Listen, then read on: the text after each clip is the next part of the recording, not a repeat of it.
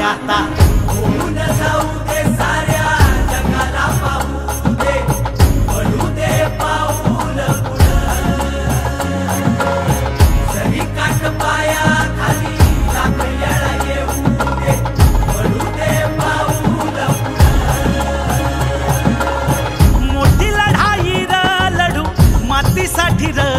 गड्या मनगटाच जोर लावून